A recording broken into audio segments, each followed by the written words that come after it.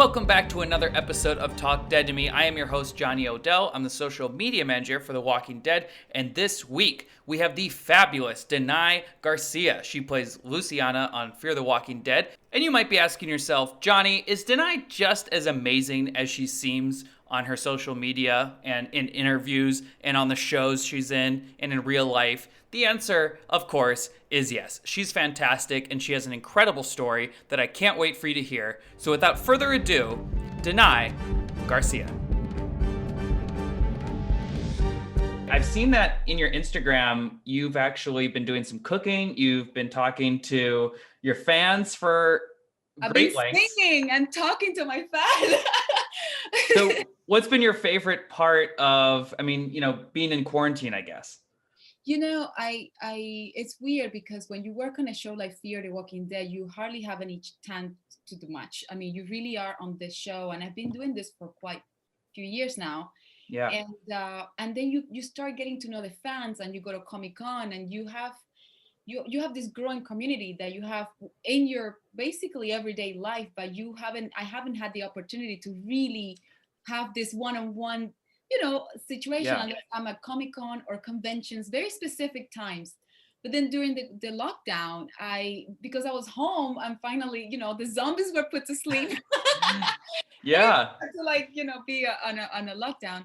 I really looked into what I have, and I discovered this group of beautiful people that are like great fans of this universe and the show, and fans of The Walking Dead, Fear, and what they fall in love, the characters, and I started doing karaoke's and chats, and literally 3 times a week I would sit down on 10 a.m. Central Standard Time. I would just sing, and then we would chat, and we would chat about life. Like I would just come on and say, how can we make our days better? Because it was so unpredictable what's happening. And then I thought the lockdown was going to be, even me working on Apocalypse, I was like, oh, this is going to be a month, right? Then karaoke's and chats went on to 2 months, 3, 4, 5, 6 months. And I was like, I've been singing everything in the books. I mean, I sang in Spanish and English. But what happened is like the chats turned into something super inspiring. And I've been getting beautiful messages from the fans saying, thank you for saying that. Thank you for pushing us to be better. And I didn't know I had this beautiful following because I was so busy working. And that's when my podcast was born. I'm doing a Danay Garcia podcast. So I'm going to join your your beautiful community. And yes. And I just wanted to expand on those moments that I discovered from my own community. The fans that we have is so beautiful. Well, you know that doing this. Oh, right? Yeah, absolutely. You're a very artistic person. You actually, for those who don't know, you grew up in Cuba, and you were kind of like a lot of actors or actresses. You got into ballet first. Yeah. So tell me a little bit about that and why you think that a lot of actors also did ballet or dance or some other artistic outlet. My mom put me in ballet because I was super shy, and they thought, oh, if she goes on stage as a little kid, she will come out of her shyness. I think it worked. Yeah. But ballet and act and theater, because my transition was from ballet and theater.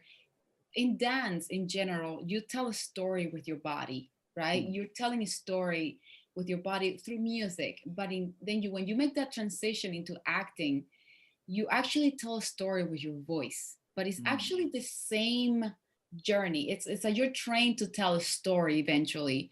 But in ballet, you have to use a lot of techniques to make that story worth it. Yeah. A lot of demi-pliés you have to do to get a good swan leg out of you. But in theater, the way that I just transitioned was, I knew acting is hard. Acting is not an easy job. Acting is, for those of you that are aspiring actors, you have to know that it's like any career out there. It takes time, it takes hours and preparation. And I just basically changed what I learned from ballet, from dance into theater, because it's the same, it's patience, it's the same thing. But eventually, I think a lot of dancers transition into acting is because you're actually telling a story too. Wow. But with your voice, you have dialogue for the first time. That makes a lot of sense. You've said that in Cuba, people don't really question your dreams. They just kind of let you do them, right? For the Yes. most part. Yeah. So that must have been a little bit helpful for you, a little bit. Well, because you know, when I first came to the US, I lived in Los Angeles, and in Mhm. LA it's called the city of dreams, right? Like city of Right. angels, and everybody had dreams. And I was born and raised in a country in which, whether you're a doctor or a teacher or a bartender or whatever, that your salary is not defined by your profession. So Hmm. my parents always said, you know, whatever you do, since you're gonna make basically the same amount of money, you might as well do something you love, you know, might Right. as well just make it count. But then you come to this country, and a lot of people put pressure on the kids to be attorneys or doctors or something that it will secure some sort of financial thing, but they forget that your dreams are really what you should really pay attention, because Right. eventually it's gonna pay off, but maybe not with like the same amount of money that an attorney will make, but it will pay off with your happiness, with your well-being, and your desire to really contribute every day. Yeah. And I was born with those values, and during the hard times of my career, that's what really got me through. It's like, I'm not doing this for money, I'm doing it because my contribution is what really is my paycheck, and eventually translating to I'm getting a salary. I'm like, that's great. That's so refreshing because you hear about so many actors where their family is the opposite and they want them to have a way more stable career, and anything in the industry they're completely turned off by. So that's great that your family's behind you. And you're kind of the only one in the entertainment industry in your family, right? I am the only one. Like they have, Wow. yeah. I mean, I think if my mother was an actress, she'd be like, "Don't do that." I mean, that's so unreliable. They were like, they had no idea when they were like walking me, you know, toward that. But I tell them every day that I'm super grateful, and I feel like a lot of my success was with that mentality, with that kind of like fearless of like, I'm just doing it because I love it and I want to be better every day. So yeah. Yeah. When did you move to Los Angeles? I came here like 16 years ago. Wow. Yeah, yeah, it's been a journey. When I first came, I didn't know how to speak English. So Really? yeah, no, you would talk to me and I would talk to you back, and I thought I was saying it right, but my accent was so thick that Oh. people will come back with some Antonio Montana kind of accent, and I was like, "What are you saying?" It's like, "It's Antonio Montana." You're like speaking. I was like, "I don't even know what that is." So it was a It's lot of that. it's crazy to me because some Americans can be kind of condescending where if it's if foreign language speaker, they're like, how do you not speak in English well? It's like, wait a minute, you don't know any of a second language. Like this person is actually smarter than you. And people don't seem to get that connect. So I your love first, my yeah, my beginning was like, I would say, "Can you say slowly?" And they would be yeah, like, "Oh yes," and they would say two words slowly, and then the rest goes really fast again. you're like, I didn't get any of that. I was like, I'm lost again. That's hilarious. So your first acting roles out here, were they commercials like everyone else?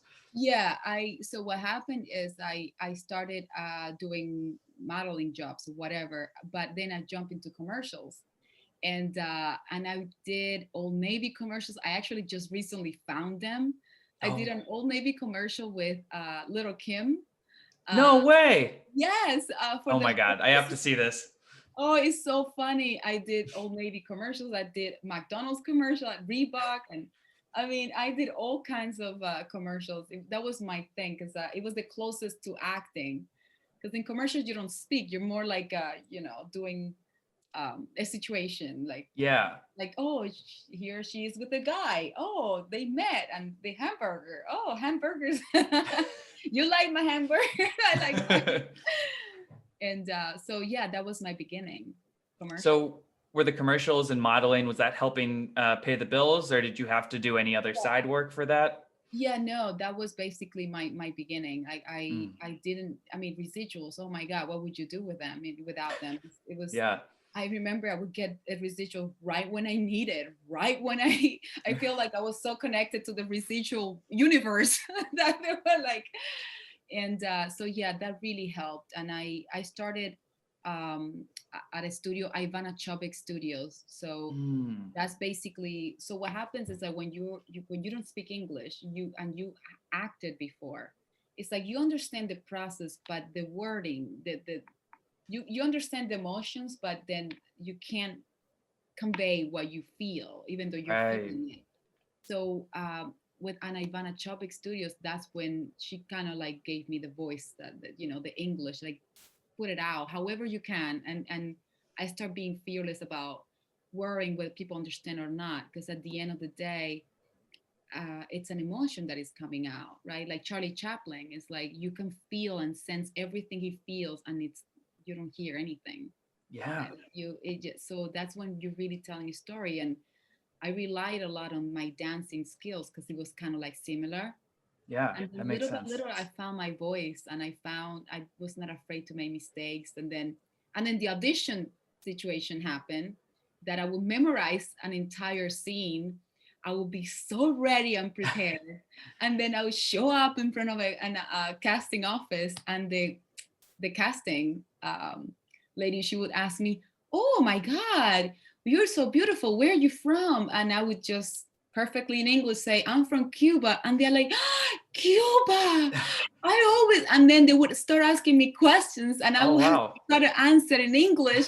And then by the time I try to say everything, answer everything they said, I forgot my lines. So Oh, no.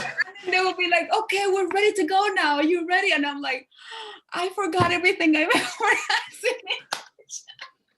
Oh, my God. But you see, those are the things that you struggle so much in this. And I remember going to my car and feeling like I was so ready, but then I was so focused on trying to, have a normal conversation, that I lost my I forgot everything.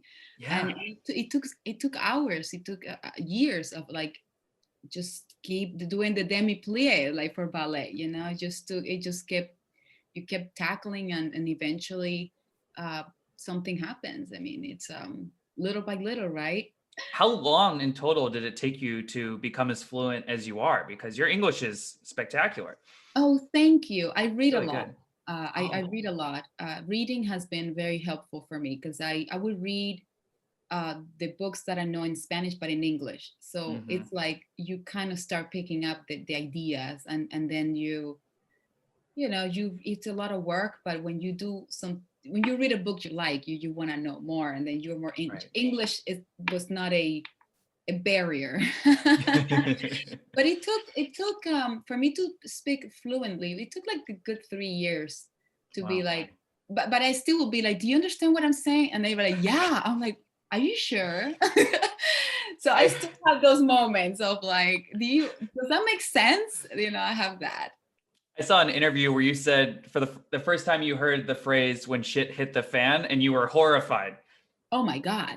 I was in a Thanksgiving dinner, and it was one of those, it was in 2007. It was the hard year in the US. Like, it was really tough. And Thanksgiving, which is coming up, it's a day to give thank you. And Hmm.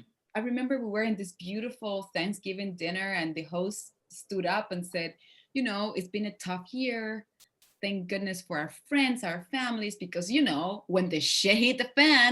And I had my glass of champagne. I was like, "Oh, I Oh, don't want to toast to shit hitting a fan." I mean, it's just like, that would create a huge mess. and everybody in the table was like, "Oh yeah, when the shit hit the fan, cheers everybody." And I'm like, I don't get it. Like, what are you talking about? What is this culture? What are you guys doing? You don't talk about shit when you're about to eat dinner. I That mean, is so especially funny. hitting a fan. I mean, what the hell? Oh man, that's hilarious. But it Yeah. is really impressive though. I mean, coming like 3 years, and I heard like being in a country when you're learning a new language is kind of the best way to do it because you can immerse yourself and speak with people who are speaking the language. And probably helps there's a lot of Spanish speaking people in LA. That's correct. Yeah, yeah.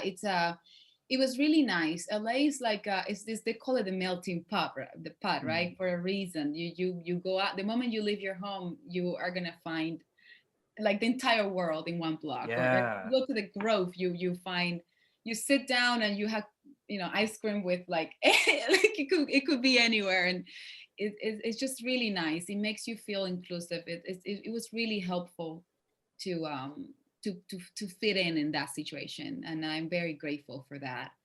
And yeah, speaking Spanish, but I was trying to get away from it because I wanted to learn English. I was like, can Right. we speak English? I'm trying. So That's it's great. nice. Yeah. So after the modeling and commercials and learning the language, you start booking roles, the CSI New York, CSI Miami, For Mexico with Love. What was that like? That must have been an exciting time.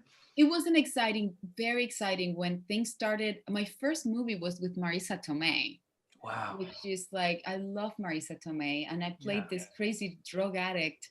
I was her nightmare basically in the story. And I remember working with her and coming home. And at that time, I learned how to, like, when people ask me questions and I'm about to act, I can't answer because I will forget everything.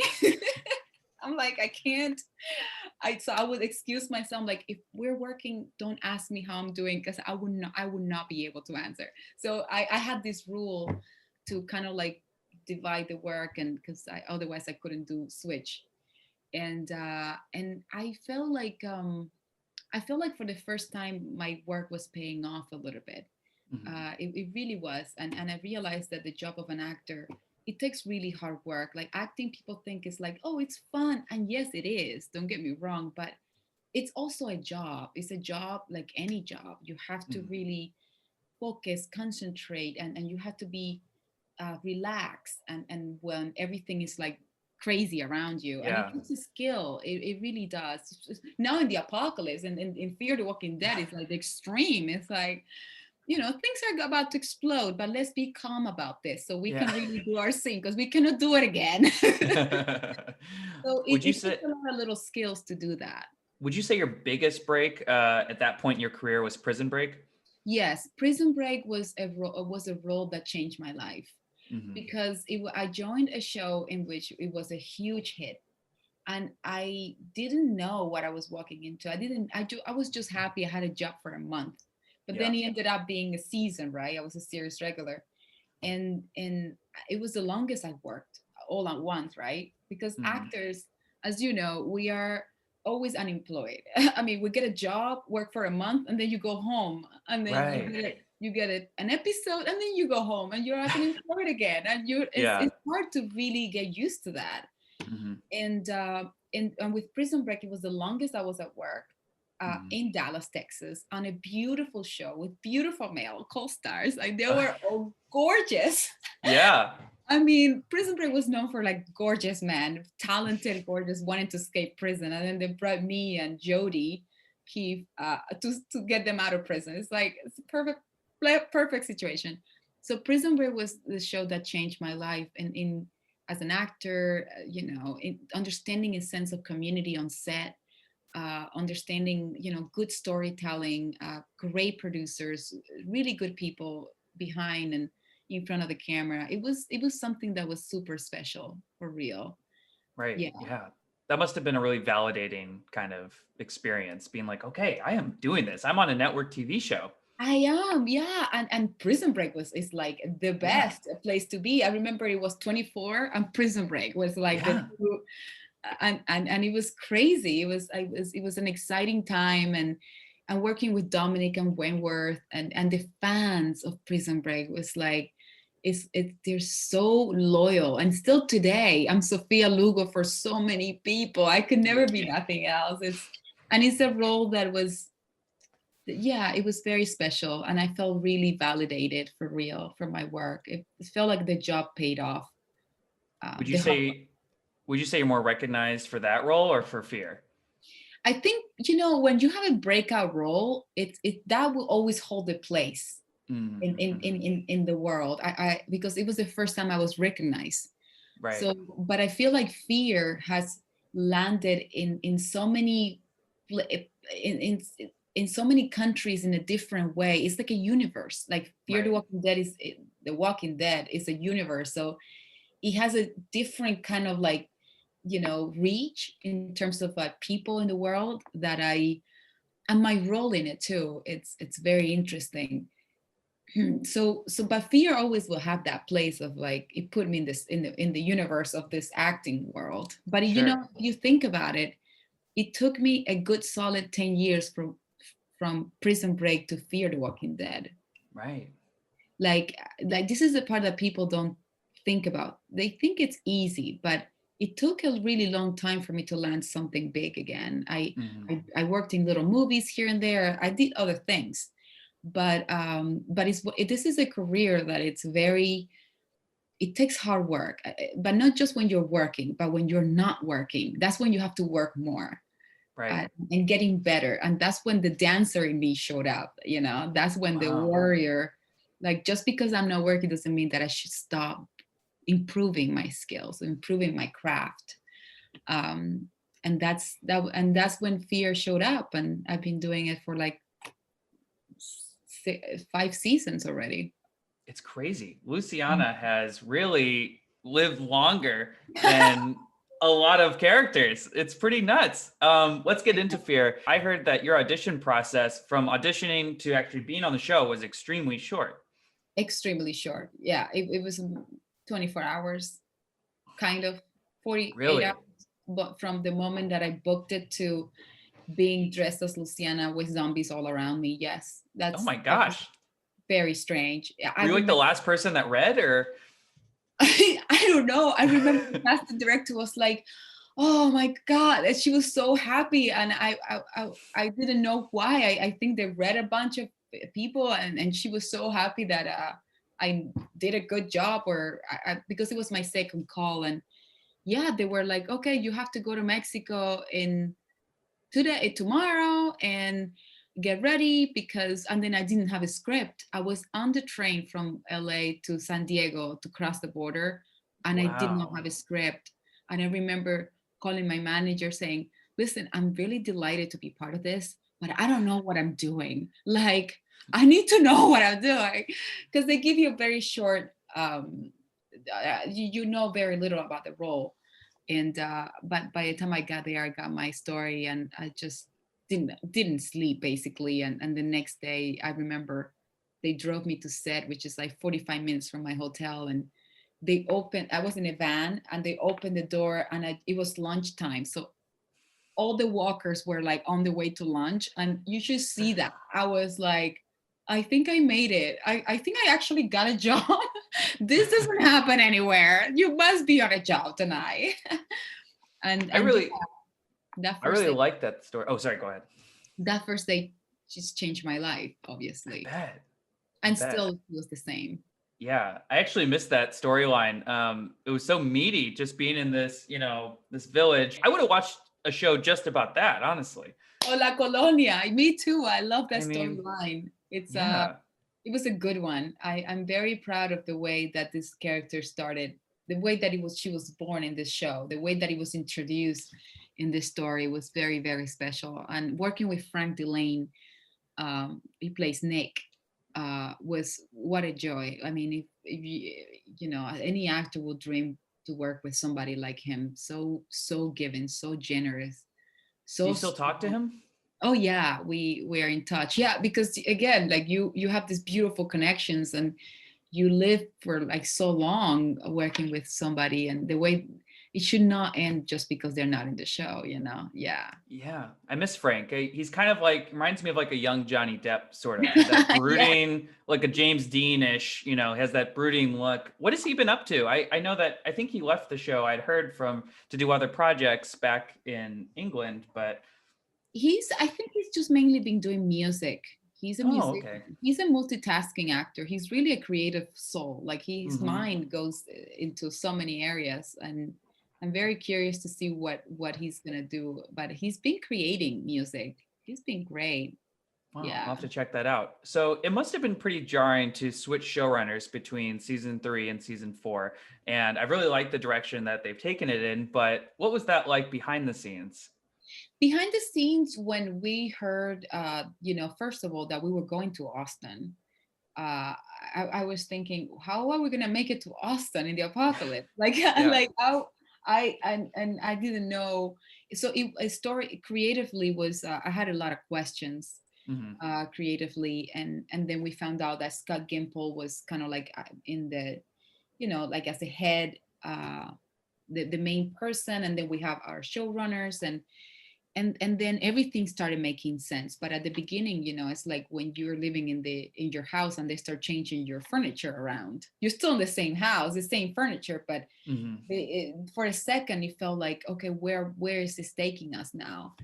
And but we have to trust the process. I think that this is not the first time it happens, like you're like on Right. a job, and especially this kind of story that it's like a long-term commitment. Like Hmm. things are going to change at some point. Like it's like the same thing when actors leave the show. It's like it's again, an actor leaves, it's like they're changing your chair. Like you in the Right. middle of the night you want to sit down the same chair and you fall off. But it's your same house, you know how to make it to the bathroom and all that. And it was very strange at the start, but then as things started unfolding, then we started seeing the light, and we're like, oh, we get it. And then obviously it's going in a great direction. And even Yeah. they've been really generous with the actors, that the ones that we came from Mexico, and they were super open about the process, their vision. And once I got to meet them, I felt like, okay, I got it. I got All it. right. Yeah. Yeah. Yeah, I think you guys have done a great job carrying the show, even after Kim and Frank left, and we've lost some other characters. But I want to ask about season 6, which feels, I know it's an anthology series, but it does feel different. I don't know if it's the cinematography or the writing or something, but something feels different. Can you pinpoint that at all? One of the things that we always wanted is season 5. We were together all the time, and season 4 too. I felt like even the actors, we talked like, I want to know a little bit more about you. Like, who is John Dory? Like, how do you Right. operate yourself? Who is Luciana when she's on her own? Like, how are you, Alicia? Like, we talked about it with Scott and the showrunners, and we wanted Morgan to have a Morgan moment. Like, who is Morgan on his own? I thought we thought the fans wanted to see us in a deeper level, right? And it has changed a little bit of the tone, because now we're taking the time to kind of know who Dwight is with Sherry, Yeah. or or June, the struggles that we go. And I feel like when we're in a group, we can only tackle so deep, but now we go deeper. And I like the idea that the show is not the same all the time. Like, Yeah. there's always something shifting, innovative about it, it keeps the fans on their toes, you It know. does. And when things are not always predictable, I feel like we're taking shots, we're doing something innovative, and Yeah. we hope it works all the time. That's why we do it.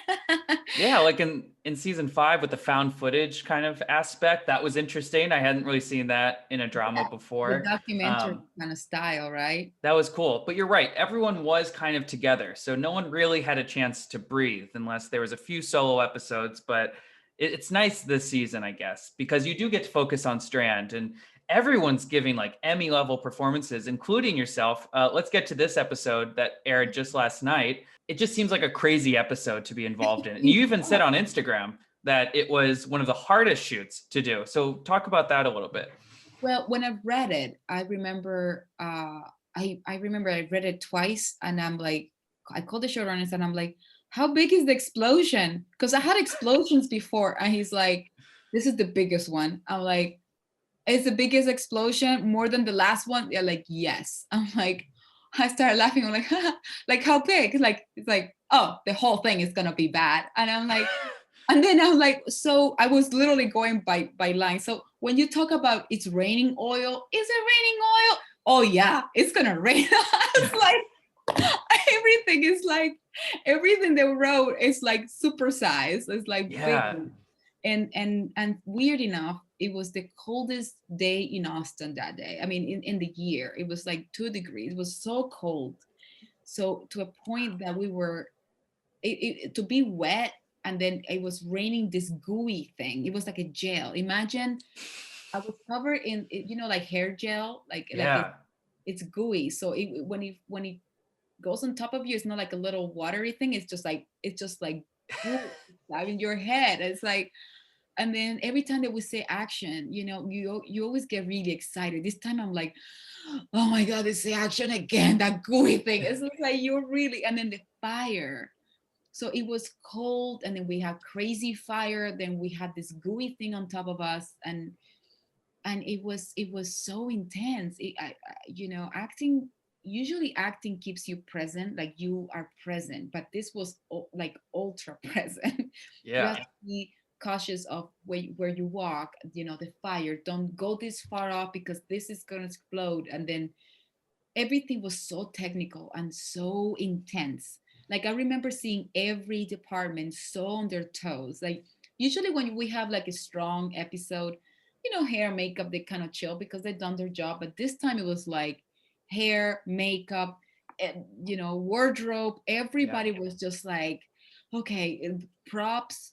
Uh, like our entire crew was so on point. Like, and our director and the poor writer Alex, she was like, "I'm sorry, I wrote it this bad." And she just apologizing. I'm like, "It's too late, Alex. It's too late. We cannot rewrite this now. This is over. We had to just go for it." But it was like one of the most challenging episodes because of how many we had to cover, so many layers of the story. Right. And especially Luciana, this is my introduction this year. It's really showing how she's been working nonstop, and you get to see her in the worst case scenario where she lost everything, everybody again, and selling that, and being present in that situation emotionally, plus the situation we were in, and every time that Right. we see action, this time things are gonna explode. Like, every time you hear that, you're like, oh my god, they're gonna explode again. And yeah, it was so rewarding. Watching it last night was it makes sense, all the hours of like massive cold Oh my crazy. God. I can't imagine. It didn't even look cold. It looked hot, obviously, because there's all these explosions. That just must have been 1,000 different elements. Must have been very difficult to deal with. It was indeed, it was. So you guys talking to the showrunners and asking that, they take a deeper look into the characters, and that results in, like we were saying, an anthology style where you guys appear in fewer episodes than normal. Is that worth it? Is that a good trade-off for you guys? Or is Yeah, that I feel it's been a trade-off because yeah. like, for me, I don't think just I think that when you work on a show, as you know, this is the teamwork. This is not Mm, about you, it's about us. And it's if you really want to test yourself, work on a set, like, you really are in this together. Like, this yeah. is not a one person show or one person, situation. Is everybody matters. And seeing my co-stars shine, and getting to see them go in extreme situation, like seeing Austin Amelio, Dwight, do that role in episode 4 3 third, I think it was.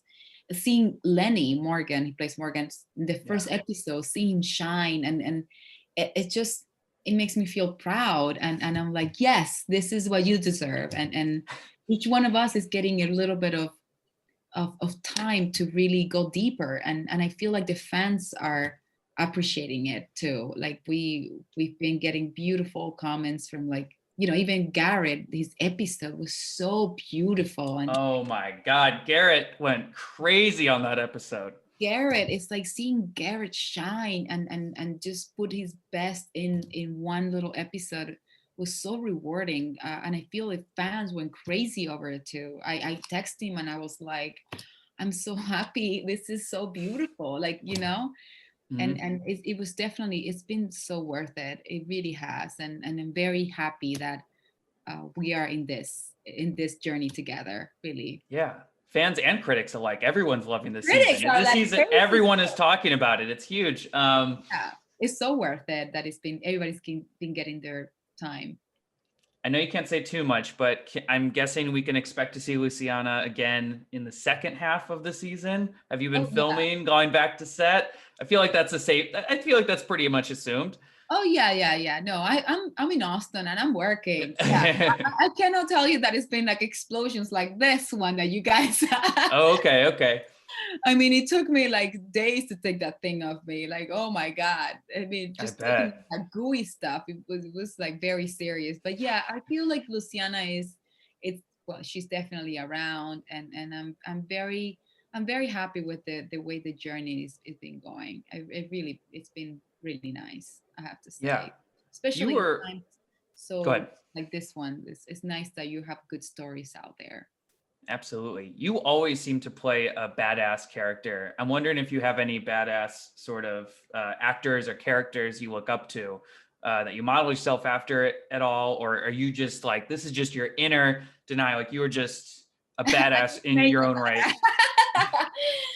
You know, I love good stories. I really do. And I always like every time I play a role or I sign in for a role, I really want to see them shine. Even when they fail, I want them to fail right. I want them to learn. I want people to always feel connected to something, to that character, even though it's making all the worst mistakes. And but I always feel like when you play a role that it's not likable in a sense that it's not doing the right thing, it's when you play it justifying the situation of who they are and why they're doing that, and people can connect to it. I feel like I'm doing my job, and that Mhm. is already badass. Like even when Yeah.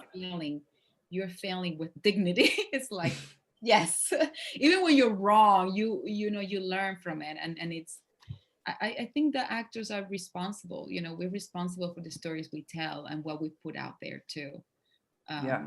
I think we are. We're telling stories. We learn so much from storytelling. Like since we are 2 years old, the first thing moms do is like they read you stories. You know, it's like Yeah. And you probably used some of those school skills when you wrote La Cura, right? Am I that's saying that right. right? La Cura? La cura. That's right. I You was can gonna speak say the cure, La Cura. I was like trying to do it. All right. perfect Spanish accent. Do you speak Yes. Spanish? I don't. I wish I need to. I've gone back and forth on the apps. I need to just commit fully and do it because it's a Well, good next skill to time we have. talk, I would just say, "Hola, cómo estás?" And Oh then you my God, have, Bieni too. there you go. So that's it. That's So about it. that's it. That's what it ends. And yeah.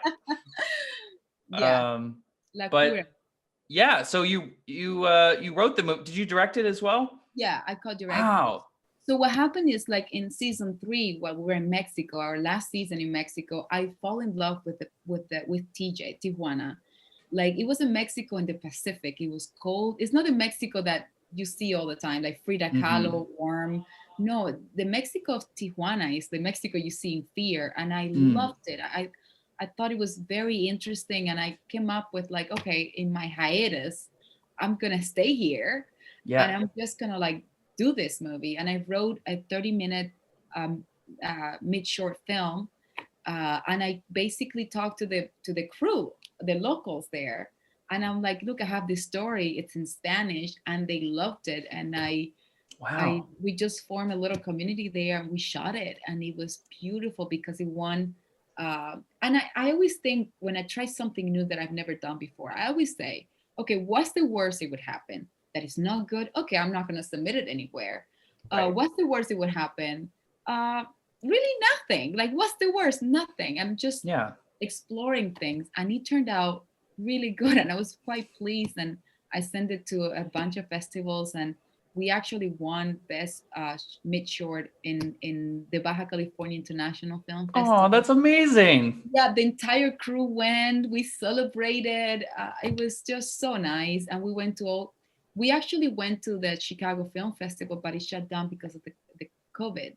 Oh yeah. But it's been going to like it's been having a life, and I just tell everybody, look, if you're not sure about something, that's when you really should try it. When you're not sure Wow. whether you can do it or not, don't let the I'm not sure stop you.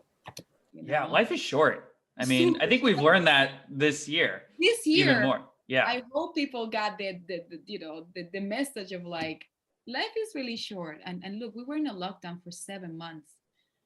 It's December Still already. going. Can you believe that? I It's cannot. December I've been almost. working from home. It's nuts. I got told we're probably going to be working from home at least until June. And I'm just like, June? What am I buy a treadmill. I think you should buy yeah buy a treadmill I've like been jogging. That's been keeping me sane. That's the best thing I can do right now. yeah. So I feel like life is super short, and it's Yeah. valuable. You know, at the end, what we can contribute is really what matters. And if it doesn't work the first time, it's okay. Carry Hmm. on. And La Cura was a product of that. And I'm really, it was really beautiful because I got to explore that part of me in a beautiful place with the right people, the crew, and now it's going into festivals, and it's just great. And that's how my podcast was born. It was born out of like the lockdown. I didn't Yeah. know that I could create this and invite people and have these conversations. It's in it, you have to try it. I mean, it we what else can you do if you don't try? You would never know, Yeah. right? Yeah. Is that something, writing and directing, you want to continue with? Yes, yes. I'm actually currently writing a story. Oh, Yeah, yeah. I actually that's have two exciting. stories that I'm writing right now. Oh, Yeah. I mean, the wow. lockdown again, I sat down at my computer. I'm like, I'm gonna do karaoke's and chats. I'm gonna write. I'm gonna jog because I've been jogging too. I've been running. It's been keeping me, you know, having we have to work out every Yeah. day. Been a good outlet for me, the writing process. Good. So, what other projects do you have coming up? You got the podcast, you're writing a story, you got Yeah, Fear, I got second half. Fear going. I did two movies last summer. One is Hmm. called Baby Money, which is Okay. hilarious. Uh, Okay. I'll tell you a little bit about it. Sure. I played this. She was basically a stripper, but then she got pregnant. She was not Okay. expecting to get pregnant, Got it. and then she decides to have the baby, and then she got herself a boyfriend that they love each other, and they Hmm. decided to find the money for the baby. Right. Yeah. And they are obviously not too smart to do this, like they're not going in the right direction, and I basically end up being the runaway car, and everything goes sideways, but Wow. there's comedy in it. It's That sounds I'm not amazing. killing anybody, nothing will explode. Damn. Yeah, so that's Baby Money. It's a movie that I did last August, not this one, 2019 August. Hmm. And right before that, I did a movie called Spiked that Mm. I just finished ADR for. Then this one is a real true story. I shot it in Arizona. I played a reporter from an issue that happened at the border, that they killed one of the miners, and then I'm Mm. reporting this issue, and my report is not quite going out because there's bigger issues, Hmm. and it's a Yeah. true story. And that's a movie I'm very proud of because it's beautiful written. I worked with Dayton. Dayton. They. I lost the name right It's okay. now. We can cut it. This isn't live. We're fine. It went away. But I work with really, really great actors in Spiked, and I'm very. The director was Juan Martinez Vera, Mm. and it's just beautiful. I'm very, very looking for. I'm very much looking forward to these two projects, these two Wow. movies. Baby Well, I Money. can't I can't wait to see all of these things. Before I let you go, I just want to know, because you seem like a very positive person, and with all the uncertainty and craziness this year, how do you maintain your positivity? I think to be positive, the way you maintain it, because it's very easy to be positive one day, super Mm. easy to be positive 1 second, but how to maintain it is basically I'm a product of the books I read, the movies I watch, the shows I watch. I mean, the news I watch. I Hmm. really, I'm really careful at the way that I receive content. I mean, I love stories, but stories they have this power to be either really negative and really, really positive. But Yeah. how do you find that middle ground? And I just have a routine in which I read, a book in the morning, like a novel that makes me feel good, and then I do yoga, and then or I go for a walk if I'm not working. It's just keeping a routine that keeps you stable.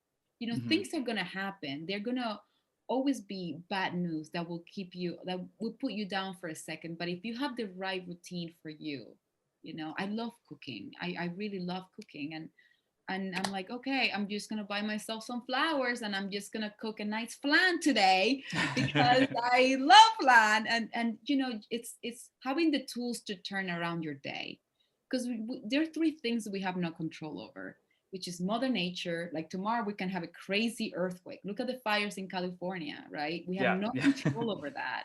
Yeah. The second one is like our bodies. We're getting older every day. We can't control that.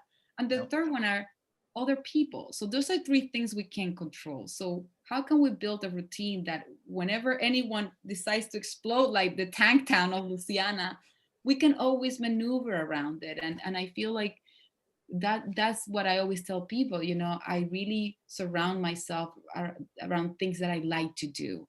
I really love my job. I like the books I read. I love watching good movies. I try not to let just one negative thing just drain me down. Like even during the pandemic, like what can I do to change this situation? I started doing the karaoke's and chats. I'm like, music is like you start singing the music you love. It changes your mood, and why not sharing it with other people? So I started doing karaoke's on live on my Instagram, and I'm like, maybe nobody will show up. I mean, maybe what is this woman singing in Spanish or English? Or what, she's crazy? But guess what? People started wanting to sing Britney Spears, Backstreet Boys. They started telling me what to sing, and guess what? I love music, and it changes my mood, and I'm like, I'm just gonna keep feeding onto that, and that's why people call me, you're so positive. I'm like, well, I work on it. I it's not like I have like a crazy water that I drink and I'm like, oh, this is my positive water. It's hard work, Yeah, well, that is really good advice. Work on your positivity. It doesn't just come to you, especially in times like this. Danay, thank you so much. I hope you have an amazing day. It was such a delight talking to you. And hopefully we'll talk in the future. Thanks, Danay. Have a good day. You too. Bye. All right, and that was my interview with Danay Garcia. I told you guys, she is very positive, but important lesson. It doesn't just come to you. It's something you have to work on. Anyway, next week we have another fantastic guest. Make sure to tune into our Twitter halfway through the week to find out who that's going to be. But until then, please be safe, wear a mask, and for the love of God, happy birthday to Nate.